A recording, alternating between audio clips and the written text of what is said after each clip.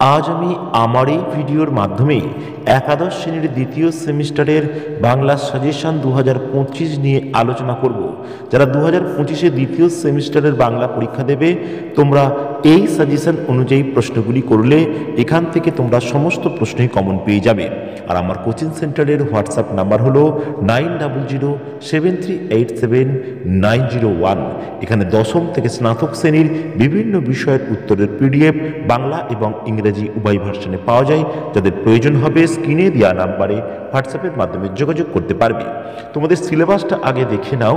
তোমাদের দুটি গল্প রয়েছে। দুটি গল্প ছুটি রবীন্দ্রনাথ ঠাকুরের লেখা এবং তেলেনেপোতা আবিষ্কার প্রেমেন্দ্র মিত্রের লেখা। এই দুটি গল্প থেকে দুটি 5 নম্বরের বড় প্রশ্ন পড়বে, যেখান থেকে একটি 5 নম্বরের প্রশ্নের উত্তর করতে হবে। এরপর আসছে কবিতা।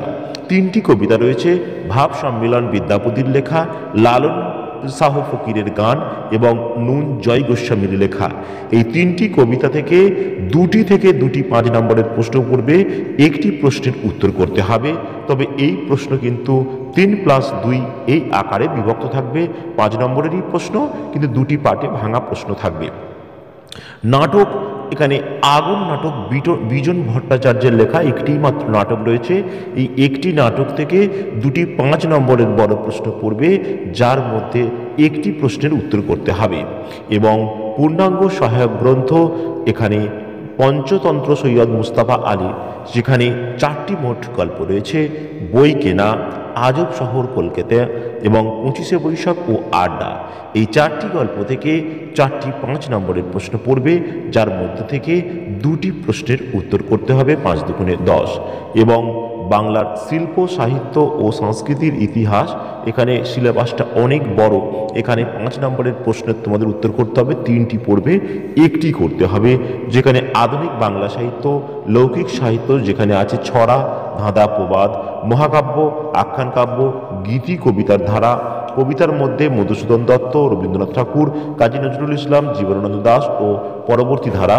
এবং কথা সাহিত্যে বঙ্কিমচন্দ্র চট্টোপাধ্যায়, রবীন্দ্রনাথ ঠাকুর, শরৎচন্দ্র চট্টোপাধ্যায়, মানিক বন্দ্যোপাধ্যায়, বিভূতিভূষণ বন্দ্যোপাধ্যায়, তারাশঙ্কর বন্দ্যোপাধ্যায় এবং পরবর্তী ধারা।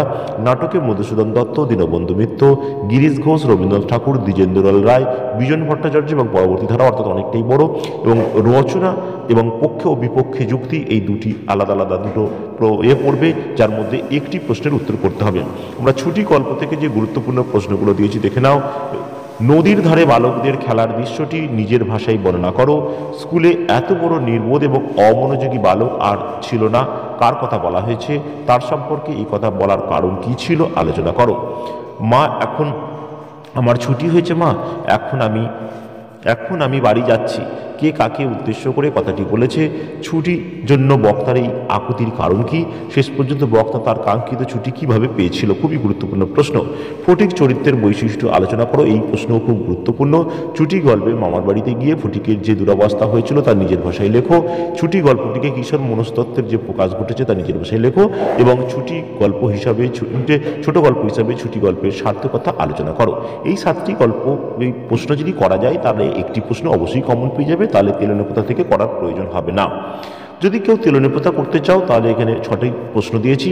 মনে হবে তেলেনেপোতা বলে কোথাও কিছু সত্যি নেই, এ কথা কার মনে হবে? এই মনে হওয়ার কারণ কি? কে নিরঞ্জন এলি? নিরঞ্জনকে তার কোন পরিস্থিতিতে গল্পকথক নিরঞ্জনের ভূমিকায় অবতীর্ণ হয়েছিল লেখো। তেলেনেপোতা যাওয়ার কারণ কি? একে লেখক আবিষ্কার বলেছেন কেন? আর তেলেনেপোতা আবিষ্কার গল্পটির নামকরণের সার্থকতা লেখো। যামিনী চরিত্রের বৈশিষ্ট্য বিশ্লেষণ করো এবং তেলেনেপোতা আবিষ্কার গল্পের নায়ক চরিত্রটি বিশ্লেষণ করো। এই যে 6টি প্রশ্ন দিয়েছি, এই 6টি প্রশ্ন করলেও তুমি একটি প্রশ্ন কমন পেয়ে যাবে, অথবা ছুটি গল্পের 7টি দিয়েছি সেখান থেকেও কিন্তু একটি পেয়ে যাবে। যে কোনো একটি গল্প ভালো করে করলেই কিন্তু কমন পেয়ে যাবে।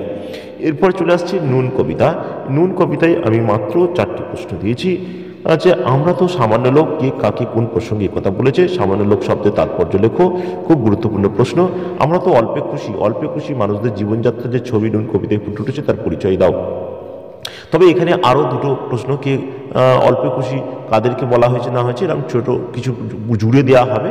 তার কারণ হচ্ছে এটা 2+3 আকারে প্রশ্ন পড়বে। আমি তার মাথায় চড়ি, কে কার মাথায় চড়ে? পংক্তিটির তাৎপর্য ব্যাখ্যা করো। এটা 15 সালে আগে সিলেবাসে ছিল, পড়েছে।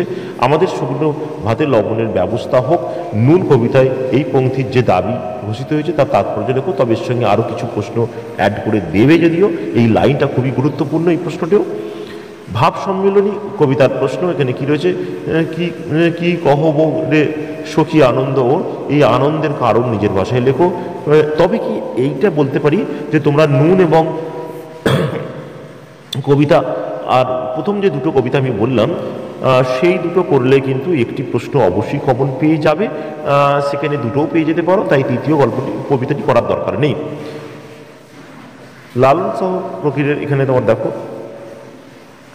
লালন সহ প্রকৃতির এখানে করে দিয়েছে আগুন নাটক থেকে আমরা দিয়েছি। দেখো আগুন নাটক এই জায়গায় গুরুত্বপূর্ণ কিছু প্রশ্ন দিয়েছি, এই প্রশ্ন কটা করলে কিন্তু একটি প্রশ্ন কমন পেয়ে যাবে। তবে অনেকগুলো প্রশ্ন আমি দিয়েছি, নতুন সিলেবাস, এখানে অনেকগুলো প্রশ্ন দেওয়া রয়েছে।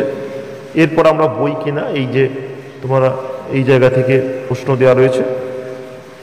আজব শহর কলকাতা, এখানেও মাত্র 6টি প্রশ্ন দিয়েছি যদিও, এবং 25শে বৈশাখ প্রবন্ধের প্রশ্ন দিয়েছি, 8টা প্রশ্ন দিয়েছি। আড্ডা দেওয়া হয়েছে, আড্ডা থেকেও আমরা 6টা প্রশ্ন দিয়েছি। এই প্রশ্নের সাজেশন সহ উত্তরের পিডিএফ আমরা যে সাজেশন দিলাম সেগুলো নিতে চাইলে কিন্তু আমার এই স্ক্রিনে দেওয়া নাম্বারে হোয়াটসঅ্যাপের মাধ্যমে যোগাযোগ করতে পারবে। লোককথা কাকে বলে, দুটি লোককথার নাম লেখো এবং যে কোনো একটি লোককথা সম্পর্কে তোমার মত লিপিবদ্ধ করো, খুবই গুরুত্বপূর্ণ প্রশ্ন। ছড়ার বৈশিষ্ট্য আলোচনা করো, যে কোনো 2 ধরনের ছড়ার উদাহরণ দাও, খুবই গুরুত্বপূর্ণ প্রশ্ন। ধাঁধার বৈশিষ্ট্য লেখো, অন্তত 2টি ধাঁধার উদাহরণ সহ বৈশিষ্ট্য, খুবই গুরুত্বপূর্ণ প্রশ্ন। তবে একটি করতে হবে, এখানে অনেকগুলোই প্রশ্ন